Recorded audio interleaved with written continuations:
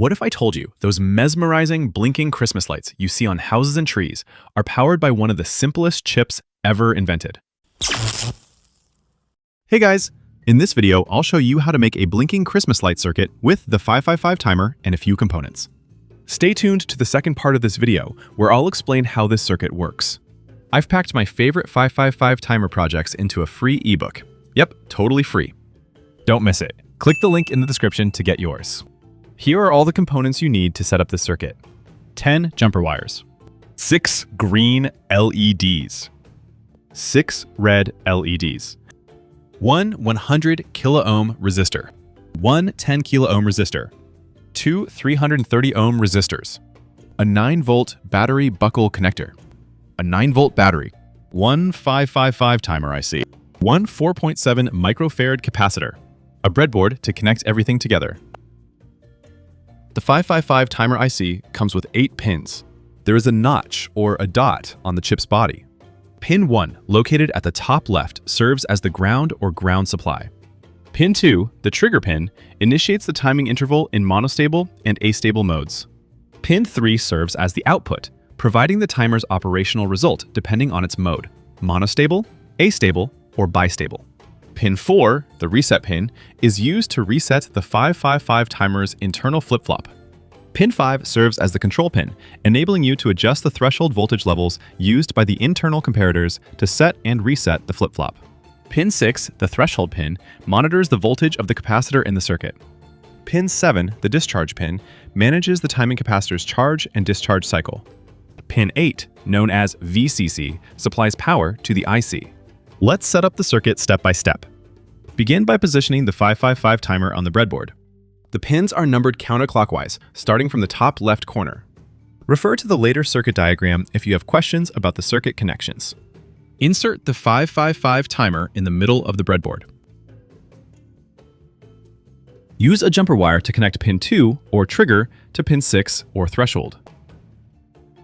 Use a jumper wire to connect pin 4 or reset to pin 8 or VCC. A jumper wire connects pin 1 or ground to the negative rail. A jumper wire connects pin 8 or VCC to the positive rail. Bend the ends of a 100 kilo ohm resistor. Insert a 100 kilo ohm resistor into pin 2 or trigger and pin 7 or discharge. Bend the ends of a 10 kilo ohm resistor. Insert a 10 kilo ohm resistor into pin 7 or discharge in pin 8 or VCC. Insert a 4.7 microfarad capacitor into pin 2 or trigger and the negative rail. The cathode is in the negative rail. Bend the ends of a 330 ohm resistor. Insert a 330 ohm resistor into pin 3 or output and a few rows below the 555. Insert a jumper wire 2 rows below the resistor and the negative rail. Insert a jumper wire into the same row as the resistor, then connect it across the center gap of the breadboard. Insert a jumper wire 2 rows below the previous jumper wire. Insert a red LED into the same rows as the jumper wires. The cathode sits in the same row as the jumper wire that connects to the negative rail. Repeat the same steps for the remaining 5 red LEDs.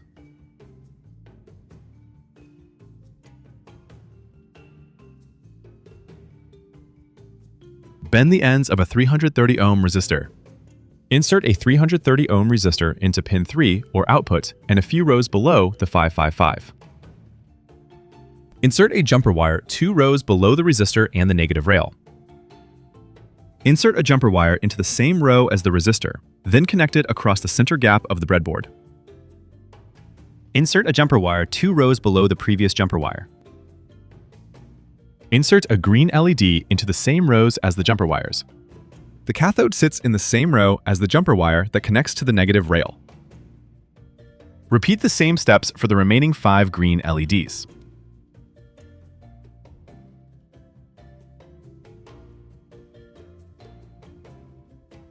It's time to connect the power supply. Connect the 9 volt battery buckle connector to the 9 volt battery.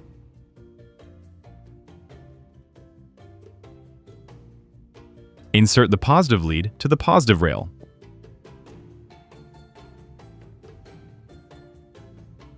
Insert the negative lead to the negative rail. We have successfully completed the circuit.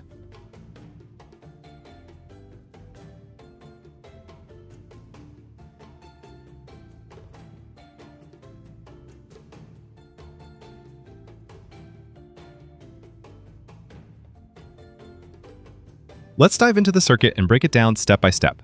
This circuit is a simple, blinking Christmas lights controller built around the classic 555 timer IC operating in astable mode.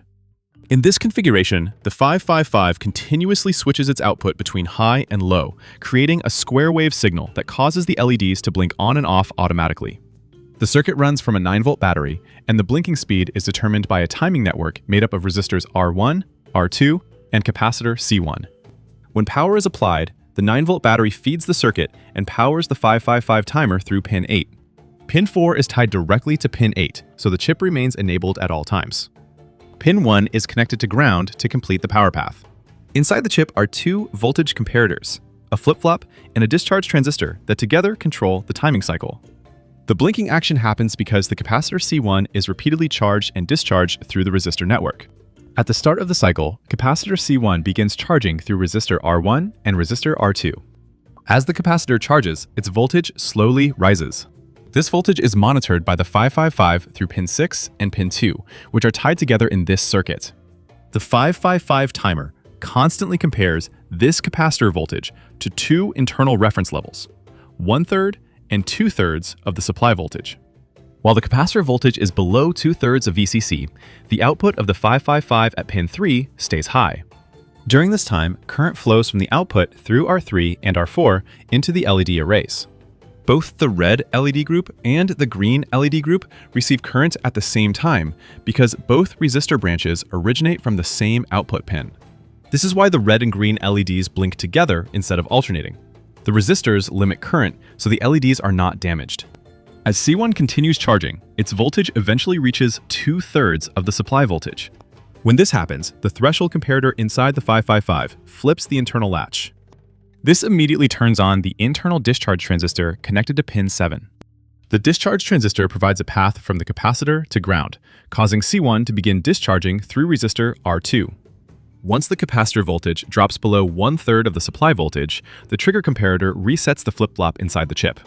This turns off the discharge transistor, allowing the capacitor to start charging again through R1 and R2. The entire process then repeats continuously. Because the capacitor is constantly charging and discharging, the output of the 555 switches between high and low.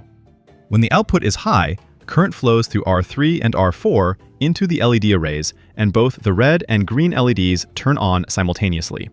When the output switches low, the current path disappears and all LEDs turn off. The result is a synchronized blinking pattern, where all the LEDs flash together.